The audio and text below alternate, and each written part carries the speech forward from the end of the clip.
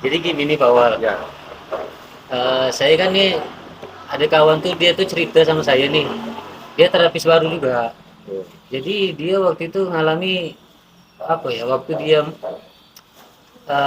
dapat pertanyaan dari klien bahwa katanya ini berapa tarifnya gitu sekali sekali dia terapi itu berapa tarif dia katanya. Jadi kawan kawan kita itu juga tetap bilang gini, seikhlasnya aja, kita tidak menerapkan tarif. Terus kliennya tetap apa ya istilahnya itu tetap harus tahu nih, Perjelas. harus jelas nih berapa tarifnya satu kali terapi gitu. Jadi waktu itu saya bilang ya kalau menurut saya, karena saya juga ngalami juga kan, kalau saya seikhlasnya aja gitu. Cuman dalam kondisi apa kondisi yang seperti itu, klien tetap tetap ingin tahu berapa tarif, tapi kita sudah jelaskan seikhlasnya. Itu menurut Pak Awal macam mana tuh? Ini menarik nih, menarik ya. Karena untuk pemula bagi di Toto Urung kan, Iya. itu pasti dialami oleh semua terapis lah. Ketika ada orang minta layan untuk diterapi, baik terapi untuk pegal-pegal atau apalagi dalam hal penanganan penyakit, tentu kan orang berpikir ini tidak sekali, gitu kan, Iya, butuh waktu betul. lama, butuh waktu rutin gitu, sehingga orang juga berpikir tentang budget, kekuatan dia kan, kekuatan finansial dia. Ya, itu sesuatu hal yang lumrah gitu, yang wajar kan, gitu ketika orang tanya, karena orang butuh kejelasan. Gitu. Nah sebenarnya balik pada prinsip kita sebagai seorang terapis, gitu kan. Kalau di dalam komunitas kita, komunitas Toto Indonesia, eh, itu tidak ada aturan memang. Tidak ada aturan yang baku bahwa setiap kali kita menangani klien, namanya klien ya, orang yang anak minta terapi itu tidak ada aturan menetapkan bahwa harga sekian sekali terapi sekian, tidak ada. Itu segala macam penyakit lah ya. Mau Yes, yang berat, ringan. iya, ya dalam aturan komunitas Iya, namanya kan, betul. itu tak ada. Dalam ADRT tidak ada. Nah, sejalan dengan itu guru kita Ustaz Abdul Rahman Iya. juga tidak pernah menyampaikan dalam pelatihan-pelatihan bahwa setiap lulusan-lulusan atau alumni yang sudah belajar Toto ini ketika menjadi terapis silakan memasang tarif, itu tidak ada. Tetapi yang beliau selalu tekankan pada kita itu adalah bagaimana memberikan layanan terhadap umat, terhadap masyarakat atau orang sakit ya dengan ikhlas, dengan hati yang ikhlas. Artinya ya tujuannya dengan belajar tadi kita mampu bisa belajar terapi lalu praktekkan pada orang, kita tolong orang, bagaimana kita selalu niatkan untuk uh, menolong orang gitu. Artinya kalau sudah bicara menolong orang berarti kan kita bicara ikhlas gitu kan. Iya, betul. Nah kalau minta saran saya ya, kalau saya ya tadi terpulang pada semua terapis lah, semua orang gitu kan, tergantung individunya sebenarnya. Cuma kalau saya secara pribadi berpikir begini, apa yang dicontohkan oleh guru kita Ustaz Abdul Rahman itu luar biasa gitu. Ya kita sebelum bahas masalah saya misalkan, ya kan, kalau ada permintaan terapi saya pasang tarif atau tidak gitu. Tapi kita bicara lebih jauh dulu tentang bagaimana guru kita. Ya karena guru itu kan dicontoh gitu kan. Guru itu ya harus dicontoh gitu. Nah guru kita Ustaz Abdul Rahman, kenapa kemudian Toto Punggung ini bisa berkembang, bisa tersebar di seluruh Indonesia, hampir di setiap kabupaten kota itu sudah ada Toto Punggung gitu. Kenapa bisa seperti itu? Karena satu, ada keikhlasan di dalam diri seorang guru, ya, yang kemudian menyebarkan Toto Punggung ini sampai kemudian bisa tersebar. Karena ada keikhlasan tadi. Itu yang mendasari gitu. Nah, kemudian dari keberkahan karena ikhlas tadi ini, niat yang tulus ini, maka itu juga terasa buat kita. Kita bisa merasakan, kayak saya melihat nih, saya merasakan bagaimana kekuatan ikhlas itu. Kemudian Allah memudahkan tutup punggung ini dikenal oleh masyarakat, ya kan? Mudah dipelajari, dikenalkan masyarakat, berkah lagi, bermanfaat. Setiap orang yang belajar merasakan manfaatnya, setiap orang yang diterapi merasakan manfaatnya.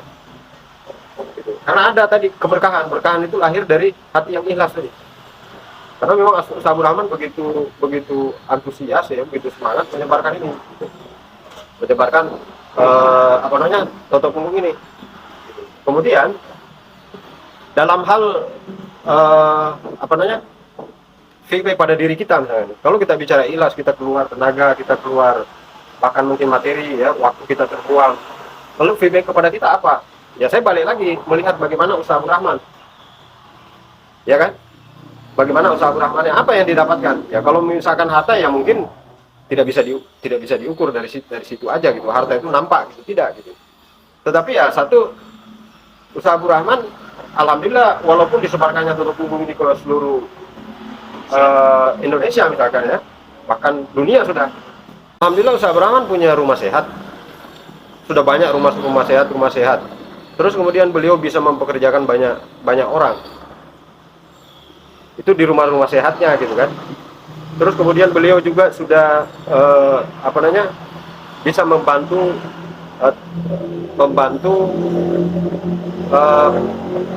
rumah yatim atau pesantren Allahu Yaram Haji Sarbini, yaitu gurunya beliau, guru kita juga Haji Sarbini Allahu Yaram. Jadi banyak hal yang bisa beliau lakukan. Kemudian lebih jauh lagi ya terasa manfaatnya buat kita. Kayak saya secara pribadi dengan belajar tutup punggung, mempraktekkan tutup punggung, alhamdulillah selama 4 tahun, masya Allah, dunia ke bawah, tidak bertarif, dunia ke bawah, gitu. Ke bawah, maksudnya dunia ke bawah itu artinya dengan profesi sehari-hari hanya menotok punggung orang, gitu kan? Ya tanpa bertarif sekalipun misalkan. Itu masya Allah kebutuhan kita, apa yang kita butuhkan Allah selalu cukupkan. Oke, berarti gini, yang perlu ditanamkan sama kawan-kawan kita terapis itu, mau yang apalagi pemula, yang penting yakin dulu bahwa ikhlas itu tidak ada yang sia-sia. Itu sepakat saya. Ya kan? Betul. Jadi bagi kawan-kawan itu jangan takut untuk, apalagi misalkan kita ada mengadakan baksos misalkan, kita memang tidak mendapatkan materi di dunia itu memang tak nampak saat itu gitu. Tapi kan kita tak sadar nih ke depannya siapa tahu ada Allah gerakkan orang untuk tolong kita di saat kita lagi butuh, ya kan? Ya, betul. Jadi saya sepakat tuh. Jadi ikhlas itu tiada yang sia-sia. Iya, kalau tidak dibalas sama Allah di dunia, insya Allah ada pasti. Ya, di akhirat. Dan itu pasti. Ya pasti itu ada akhirat itu. Iya, betul. Jadi balasan keikhlasan itu yang kita dapatkan ya, ataupun yang kita rasakan ya tidak mesti langsung dan tidak mesti nampak gitu. Ya dengan kita tetap sehat, alhamdulillah. Ya kan? Ya dengan kita sehat, dijaga oleh Allah, dijauhkan dari bala, bencana dan sebagainya. Itu buah daripada keikhlasan kita melakukan sesuatu kebaikan. Nah, memang jalan kebaikan itu banyak. Tidak hanya dengan tutup punggung sebagainya gitu. Tapi kita bagi seorang terapis, maka jalan kebaikan kita itu untuk membuat kebaikan ya itu dengan tadi menolong orang. Jadi konsep menolong orang itu ya tidak melihat siapa dia. Kita bicara konsep orang sakit, orang butuh, mau dia kaya, ya mau dia kaya, mau dia miskin. Nah, yang muncul pertanyaan itu kan ketika misalkan dia orang kaya nih, dia mampu, lalu kemudian dia bertanya, Pak berapa tarif dan sebagainya. Nah itu bagaimana? Ya itu tadi saya bilang, balik kepada prinsip kita. Kalau kita pegang satu prinsip tadi bahwa kita menjalankan, mempraktekkan atau mengamalkan tutup punggung ini adalah menolong orang tanpa melihat apapun, gitu kan? Nah kalau kita balik pada prinsip itu, ya mau dia orang kaya, mau dia orang miskin, orang susah, ya sama kita tolong. Nah, tetapi tadi Ustaz Abdul Rahman itu justru memberikan pesan kepada kita bahwa yang dalam tutup punggung itu ada disebut namanya klien spesial. Nah klien spesial itu kan kayaknya lebih ke orientasinya pada materi, padahal bukan. Klien spesial itu spesial, namanya spesial gitu ya. Spesial itu lebih berharga gitu loh. Nah klien spesial yang dimasukkan Ustaz Abdul Rahman itu adalah klien orang-orang yang memang tidak mampu dalam hal ekonomi. Dia butuh bantuan dari kita dalam hal penanganan kesehatan, tapi dia tidak punya kemampuan materi. Inilah klien spesial yang sepatutnya kita layani, kita berikan penanganan kesehatan. Itu sangat penting sekali. Itu setuju tidak tuh Pak Awal? Kalau klien spesial itu sebenarnya ada yang bayar. Maksudnya? Ya Allah yang bayarnya. Itu dia. Iya kan? Betul itu. Ya, tadi karena dia klien spesial, maka biarlah Allah yang membayarnya. Jadi, nah, ya. dalam kenyataan nih, maksudnya yang dialami bukan hanya saya, ya abang pun nanti begitu akan mengalami itu. Ya seperti banyak kawan-kawan kita, seperti Pak Jihad misalkan ya, Pak Jihad itu selalu bercerita juga seperti itu. Itu Masya Allah banyak keajaiban-keajaiban ketika menolong klien-klien spesial tadi. Itu Allah ganti tuh. Yeah. Allah ganti dengan orang-orang yang dermawan tadi. Yeah. Ada orang juga sakit, ternyata Allah ganti, dikasih berlipat. Ya. Berlipat. Jadi hitung-hitungnya sama jadinya. Bukan sama, justru lebih untung. Lebih lagi ya. Ya, kalau pengakuan Pak Jihad itu ya kadang kali 4. Ya bisa kali 5. Ya kadang sekali terapi, kalau standar orang terapi itu kan diberi 100, 150 gitu ya. Nah, itu sudah standar biasa orang berikan gitu. Tapi ya alhamdulillah Pak Jihad biasa, karena saya yakin kemurahan hati gitu ya, keikhlasan beliau juga Masya Allah didatangkan klien-klien murah hati oleh Allah. Itu sekali terapi bisa beliau dapatkan 1 juta. Wih, jadi yang di klien spesial tidak dapat misalkan 100.000, tidak dapat sama sekali, malah bisa keluar dengan malah membantu lagi gitu malah. Iya. Ya. Terus dapat klien yang dermawan dibayarnya berlipat-lipat. Nah, itulah Allah yang membayar tadi. Itu. Allah yang luar membayar. Biasa saya belajar dari senior terapis untuk punggung ini, memang luar biasa, pengalaman itu banyak. Ya. Terutama pengalaman sosial yang kayak gini yang harus juga menemukan itu untuk diri kita itu, agar tidak waktu mau pergi dipanggil misalkan sama klien itu tidak memikirkan uang dulu gitu. Nah, pergi aja dulu gitu. Nah, bagi orang yang sudah punya niat, karena kan ya balik lagi innamal a'malu binniyat. Ya, segala sesuatu tergantung pada niat. Nah, apalagi dalam konteksnya ibadah. Nah, kalau kita jadikan Toto Punggung itu sebagai sarana ibadah kita untuk mendapatkan keridhaan Allah dunia akhirat, maka niat kita perkuat dulu. Iya, betul. Nah, kalau niat kita itu bukan semata-mata ibadah, ya hanya dunia, maka Allah datangkan dunia. Mungkin Allah datangkan dunia. Bisa jadi gitu, karena banyak juga ya terapi-terapi atau mungkin apalah namanya gitu ya. Yang kemudian orang buat tarif per paket, misalkan sekali terapi sekian juta, itu ada. Gitu. Sekali terapi sekian juta, itu sah-sah saja ya, silahkan gitu. Tapi bilang tadi kembali kepada niat kita. Kalau niat kita itu orientasinya pada ibadah, ya pada ibadah, memang murni pada ibadah, maka insya Allah akan berikan 2 keberkahan, 2 banyak kebaikan gitu, bukan berat, maksudnya banyak kebaikan. Tadi bisa Allah datangkan kebaikan di dunia, dan insya Allah datangkan kebaikan di akhirat. Nah, kadang kan kawan-kawan ini mengkotakkan. Ya harus harus realistis dong cara berpikirnya. Ya itu kembali kepada orang, kembali kepada diri masing-masing.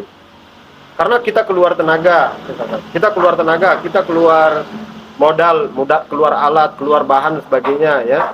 Kita keluar harus terbuang waktu, sehingga kemudian kita harus pakai budget, menentukan harga dan sebagainya. Yaitu terpulang pada masing-masing gitu. Itu tidak bisa kita salahkan gitu. Itu silakan gitu. Tapi balik pada prinsip kita. Kita mau menempatkan diri kita itu sekarang pada mana? Pada posisi yang mana? Kayak abang misalkan, mau jadi terapis yang seperti apa? Mau terapis orientasinya pada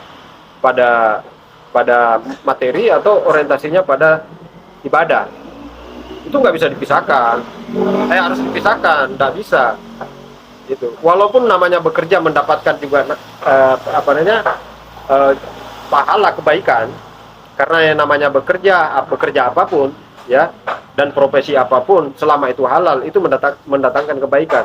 Seperti abang misalkan, abang punya anak kan, punya istri, punya anak, lalu kemudian menjadikan Toto Punggung sebagai profesi yang menghasilkan uang misalkan, Nah dari uang itu lalu kemudian berikan kepada keluarga, menjadi nafkah untuk keluarga, maka itu jadi nilai ibadah. Iya betul, dan karena itu halal, gitu. Karena itu halal. Tetapi kita kembali pada prinsip kita, gitu. Kalau hidup kita ini orientasinya pada ibadah, ya, memang murni ibadah, gitu. Bekerja juga ibadah, gitu. Tapi profesi Totopungu itu kita jadikan memang ibadah kepada Allah. Dalam hal apa? Dalam hal menolong orang, menolong umat, maka ada unsur-unsur dakwah di dalamnya. Iya kan? Ada unsur dakwah, ada unsur sosial di dalamnya. Nah, kalau sudah arahnya ke sana, maka sesuai dengan janji Allah. Dalam Al-Quran kan ada. Apabila kita menolong agama Allah, maka Allah tolong kita. Ya kan? Dan Allah datangkan rezeki min haitsu la yahtasib. Dari mana saja kita tidak sangka-sangka. Begitulah yang dialami oleh banyak kawan-kawan yang hatinya ikhlas, jadikan Totopungu sebagai sarana jalan dakwah dia. Kayak Pak Jihad tadi kan. Ketika dia tolong orang, dia bantu orang, dia terapi orang, ya Allah datangkan rezeki tanpa dia sangka. Karena tadi tidak bertarif. Oke, kita lebih mengkerucut kepada tarif, misalkan. Nah, dalam logika sederhana saya, gitu ya. Dalam logika sederhana saya begini. Kalau kemudian saya mentarif, maka orang juga akan menghargai saya itu sesuai dengan apa yang saya kadarkan, apa yang saya tentukan. Contoh, sekali terapi saya menentukan tarif 150.000 misalkan. Maka orang menghargai saya hanya segitu. Orang hanya menghargai saya hanya segitu. Ya, ini nilai penting yang harus dicatat, gitu. Itu prinsip saya ya, tergantung lagi pada kawan-kawan, pada individu masing-masing, gitu.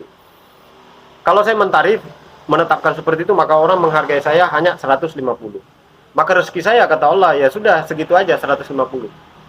Tapi kalau saya memang niatkan untuk ibadah, berusaha untuk bagaimana ikhlas walaupun tidak dapat, walaupun ada dikasih ataupun tidak ada dikasih, tetap menjaga hati untuk ikhlas, maka min haitsu la yahtasib tadi. Allah datangkan rezeki dari mana-mana saja, itu harus diyakini, gitu. Dan itu tidak terbatas nilainya. Nah, sepertilah contoh tadi Pak Jihad, kawan kita itu kan. Dan saya yakin banyak kawan-kawan mengalami itu. Ketika dia ikhlas, maka didatangkanlah klien-klien yang pemurah, yang kemudian memberikan tanpa diduga, itu bisa sampai 1 juta. Bahkan kata Pak Jihad, pernah itu lebih dari 2 juta sekali terapi hanya 1 jam. Coba bayangkan kan. Nilainya dolar lagi, ya. Apanya duitnya dolar lagi kan. Itu Masya Allah. Jadi orang menilai itu tiada batas. Saya juga mengambil prinsip begitu. Jadi orang menghargai kita itu tiada batas namanya. Kemudian dari sisi sosialnya, ini dari sisi finansial. Dari sisi sosial, ketika saya mentarif tadi, memasang harga, maka orang sudah membeli saya. Apa makna membeli di situ? Membeli itu begini. Ketika orang minta tenaga kita, minta jasa kita, Pak tolong totok saya. Berapa biaya? 150. Udah orang bayar 150. Lepas itu sudah, hubungan emosional bisa terputus. Orang memandang kita hanya sebatas uang. Efek yang bisa timbul kemudian apa? Sisi sosialnya. Dan itu mempengaruhi emosional, gitu. Ketika orang itu ternyata tidak sembuh, dia sudah bayar kita, apalagi kalau kemudian kita paket. Pak, sekali terapi misalkan 7 kali terapi atau 1 minggu, itu paketnya misalkan 1.500.000 Pak. Orang bayar 1.500.000. Harapan orang membayar 1.500.000 kira-kira apa? Sembuh.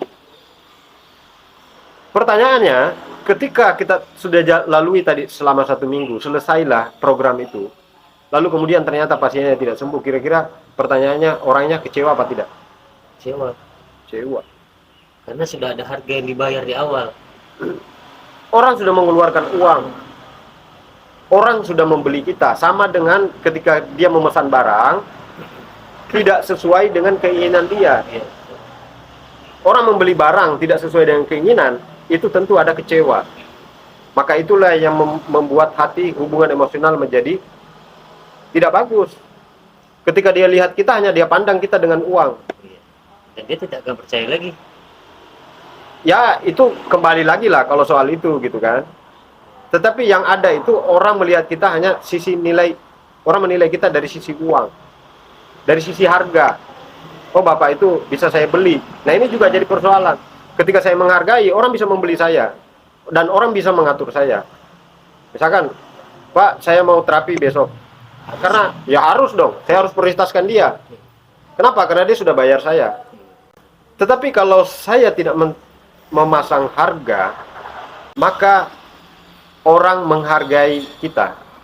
Ketika misalkan dia butuh kita, karena bukan kita sombong, gitu, tapi karena kita banyak lebih mengutamakan, ya, mungkin kita sudah janji dengan orang lain.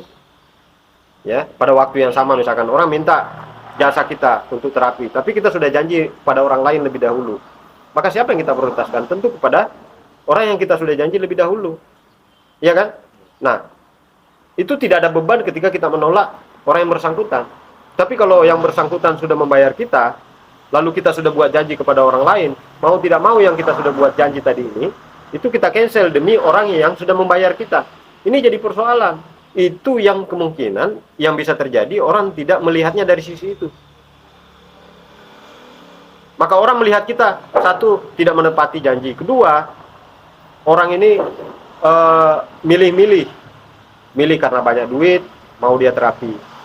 Milih karena banyak duit, dia mau prioritaskan. Milih karena banyak duit, dia berikan layanan lebih bagus. Tidak begitu. Kita sebagai seorang terapis yang sejati, ya mau ada duit, tidak ada duit, sama.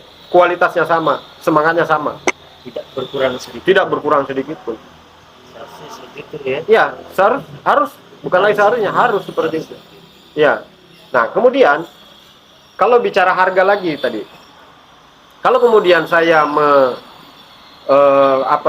menentukan harga, maka sama halnya saya memposisikan diri sebagai seorang ahli pembuat mebel misalkan.